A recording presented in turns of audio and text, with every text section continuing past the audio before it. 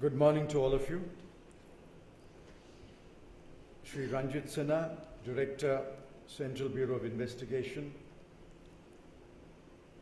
Special Directors, Shri Salim Ali and Shri Anil Sinha. Secretary, Department of Economic Affairs, Ministry of Finance, Shri Arvind Mayaram. Delegates from many countries of the Asia-Pacific region, delegates representing the anti-corruption bureaus of state governments, other senior police officers, distinguished guests, ladies and gentlemen. I'm happy to address this international conference organized by the CBI on evolving common strategies to combat corruption and crime, and I thank you for the invitation. May I add my words of welcome to the foreign delegates who have traveled long distances to attend this conference. You are very welcome in our country. The Central Bureau of Investigation is the premier investigating agency of India. It owes its existence to the Delhi Special Police Establishment Act, 1946. To begin with, it had a limited mandate, namely to investigate cases of corruption. Over the years, its mandate has expanded. Today, it has three wings: Anti-Corruption Wing, Special Crimes Wing, and Economic Offences Wing. The offences that may be investigated by the CBI are notified by the central government under Section 3 of the Act. Apart from cases of corruption involving public servants and serious conventional crimes, CBI has the power to investigate a number of offences that pertain to what can be broadly described as a financial sector. I may make particular reference to some offences that fall within the jurisdiction of CBI. They are cases in which the interests of the central government or of any public sector project or undertaking or any statutory corporation or body set up and financed by the Government of India are involved. Breaches of import and export control orders. Serious cases of fraud, cheating, and embezzlement relating to public joint stock companies. It is evident that the scope of the jurisdiction of CBI is quite large. It extends to the core of the financial system, which comprises tax authorities, banks, insurance companies, provident fund and pension fund authorities, regulators such as SEBI, IRDA and PFRDA, and other important players in the financial sector.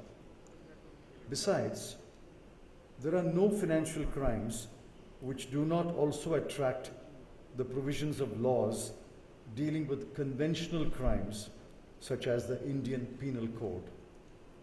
Virtually every serious financial crime will also attract one or more Indian Penal Code provisions, such as Section 192, fabricating false evidence, Section 405, criminal breach of trust, Section 415, cheating, Section 463, forgery, and so on.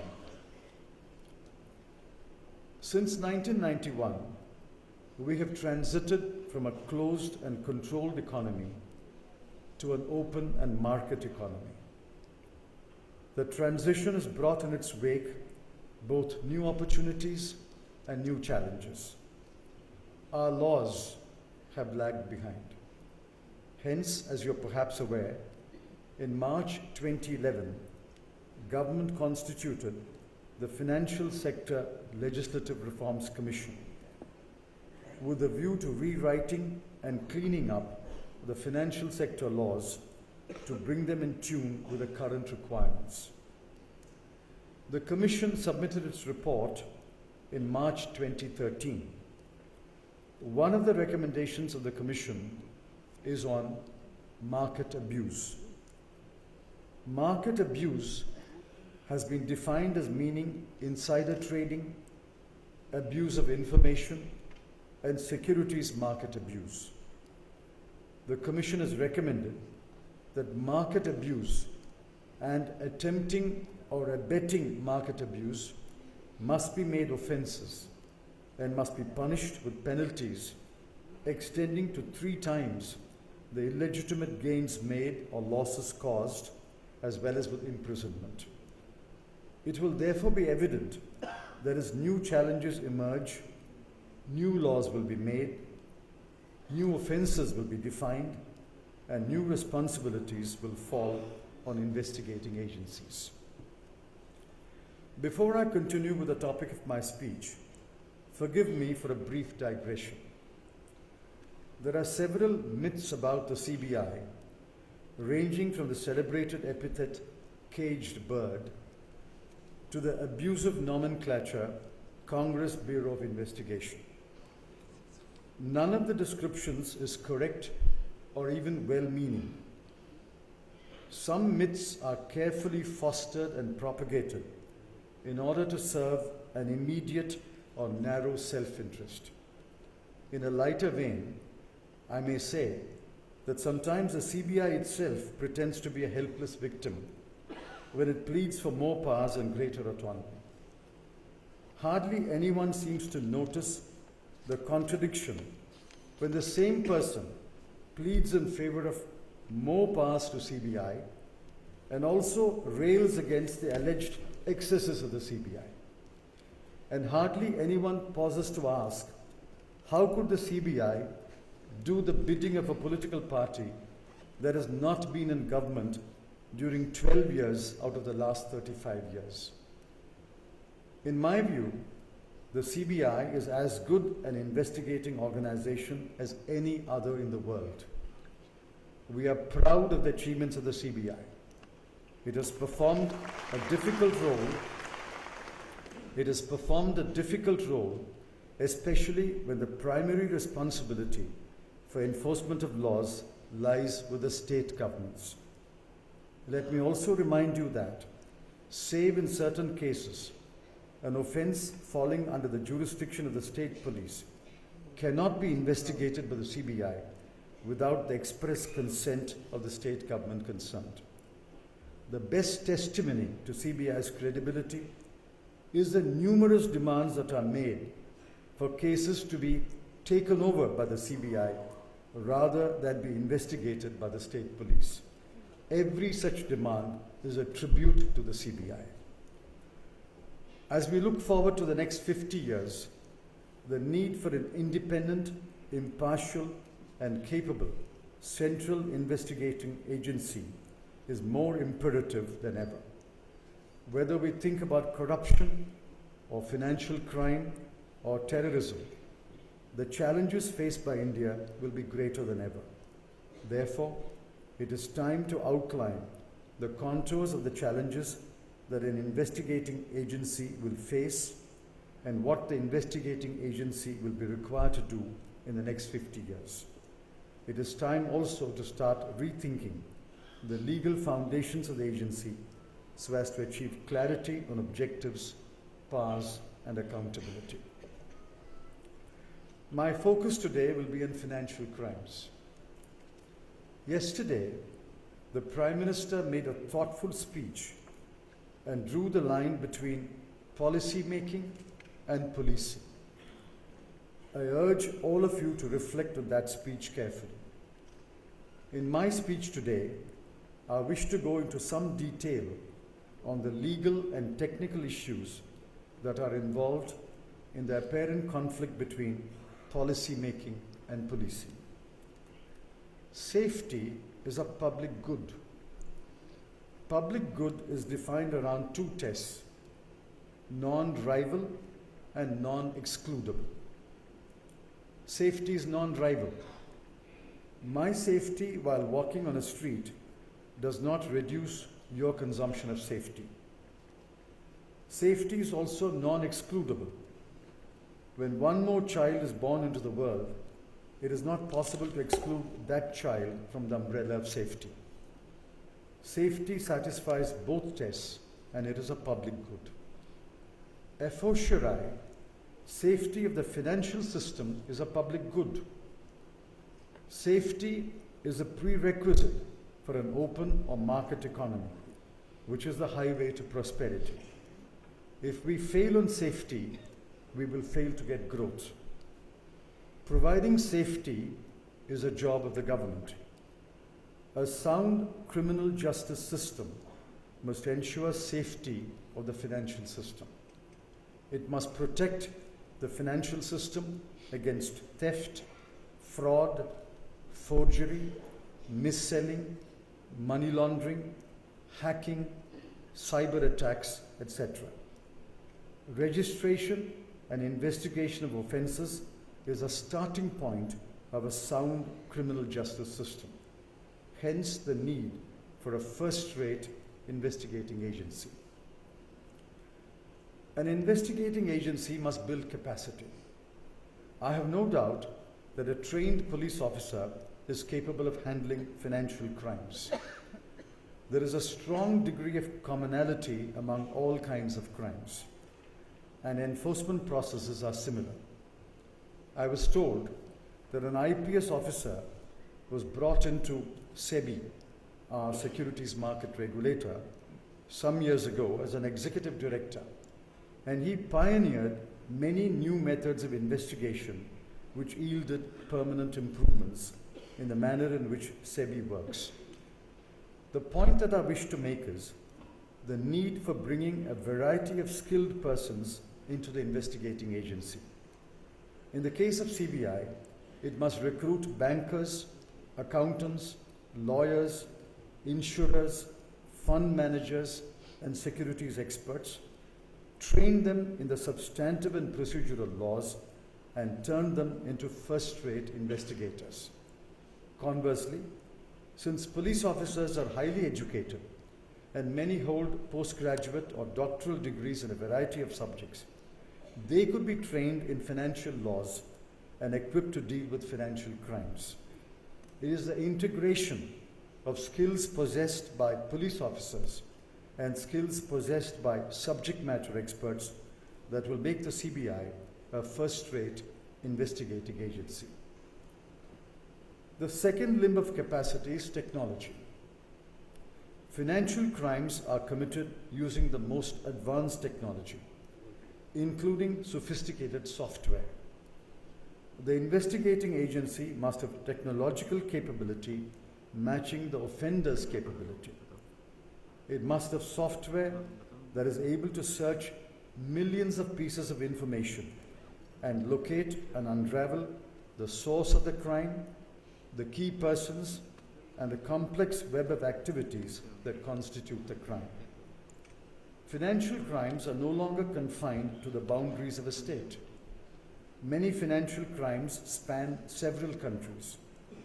Even if the key criminals belong to one country, they use banks, post offices, telecom service providers, servers, satellite links, airlines, and money exchanges to rob and cheat people and to launder and stash illegal money. These criminal networks cannot be exposed by an agency acting alone. There must be a robust mechanism for exchange of tax and financial information among the countries of the world. Fortunately, more countries are entering into agreements for tax information exchange and mutual assistance on criminal matters. CBI, as a nodal agency in India for Interpol, is best placed to join a network of investigating agencies around the world for exchange of information and for mutual assistance in criminal matters. The instruments that are now available to CBI, including the agreements I referred to, must be strengthened. I may also point out that there are usually three groups of persons involved in financial crimes. Firstly, there are the core conspirators. Then there are accomplices in the financial system. And finally, there are accomplices in government departments or regulatory bodies. Any thorough investigation must uncover all the groups of persons and all the links that make the conspiracy possible. All the groups must suffer punishment. Usually, the face of the crime is the face of the principal offender, and with his or her arrest and arraignment, the excitement usually dies. Unfortunately, this will let the other conspirators get away, only to commit more financial crimes after lying low for some time. It is therefore important that the investigating agency identifies all the individuals who collaborated in the crime and brings to justice every one of them. That alone will establish deterrence. Summing up, an investigating agency must have a variety of skilled persons, advanced technology, good collaboration with other investigating agencies, and standard operating procedures that will uncover all the participants involved in a financial crime. Let me now turn to the vexed question of interpreting and applying criminal laws to financial transactions. As a rule of criminal jurisprudence, a crime requires mens rea, that is, a criminal state of mind.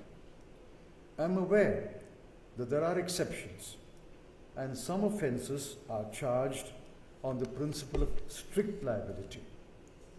In my view, the principle of strict liability may not apply without qualification to financial crimes, except in the small number of cases where there is a clear and unambiguous rule of conduct, and the law unambiguously stipulates that any violation of that rule would be considered an offense. Ordinarily, a financial crime would arise from either unlawful gain or unlawful loss, and in such cases, the law could either stipulate proof of the state of mind or presume a state of mind to cause the unlawful gain or the unlawful loss. So, in financial crimes, mens rea, or the state of mind, must be invariably proved or presumed from certain facts.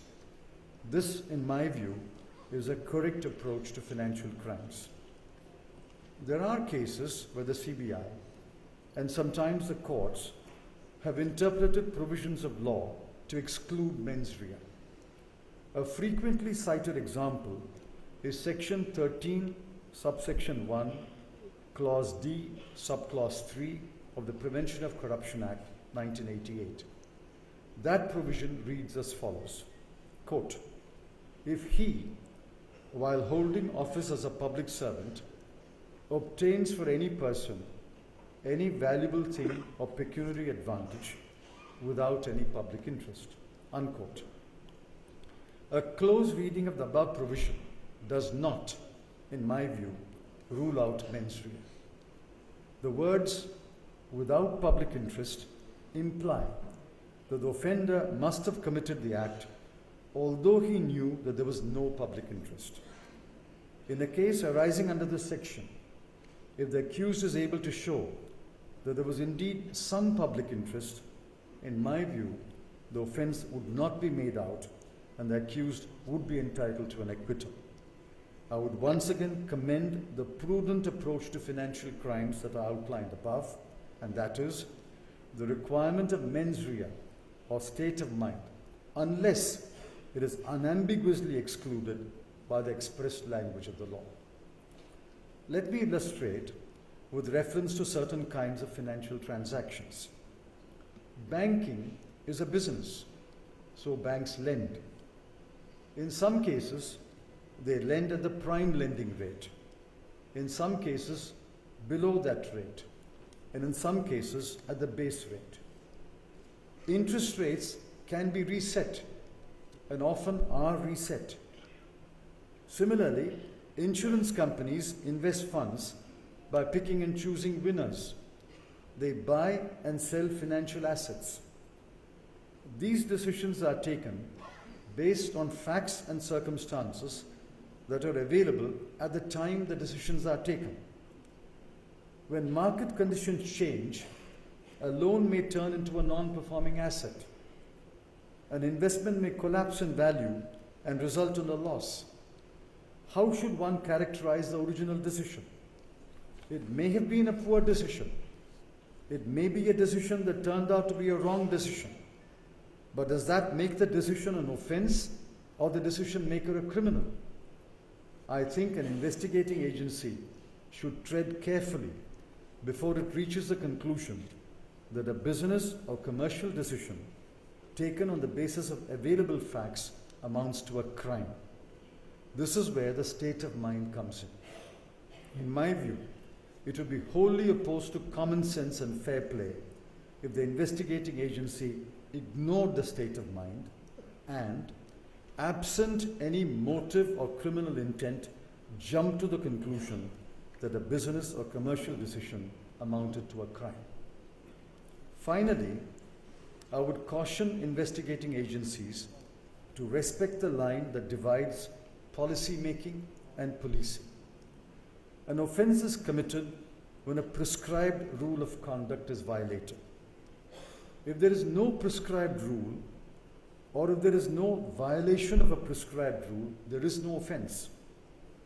It is not the business of the investigating agency to lay down a rule of conduct, nor is it the business of the investigating agency to presume a rule of conduct. Even where a rule has been prescribed, if there is a policy behind that rule, it is not the business of the investigating agency to question the wisdom of that policy or to suggest a different policy that would be better in the view of the investigating agency. The investigating agency must confine itself to the question whether there has been a violation of a laid down rule of conduct. One good test whether a rule of conduct has been willfully violated is to ask whether there is a speaking order in support of the decision that is a subject matter of investigation. Ordinarily, a speaking order should be a complete answer to a criminal investigation. A speaking order may be right or wrong on the merits of the case, but as long as there are reasons given in support of a decision, such reasons should ordinarily rule out any criminal state of mind. Unfortunately, there are a number of cases where investigating agencies and other authorities like the Comptroller and Auditor General have overstepped their limits and attempted to convert bona fide executive decisions into either crimes or abuse of authority. In conclusion, let me state the fundamentals of how an investigating agency needs to be constructed in the emerging new India. There are three pillars. First, clearly defined objectives. Second, precisely enumerated powers. And third, carefully designed accountability mechanisms. It is this approach which informs the FSLRC report to which I referred earlier. I would commend the same approach while redesigning our investigating agencies, of which the CBI is a premier agency. I'm happy to see the enthusiastic response to this conference and the wide coverage it has received in the media. I wish your deliberation success, and I wish the Central Bureau of Investigation many more years of good and dedicated public service. Thank you for your patience and courtesy.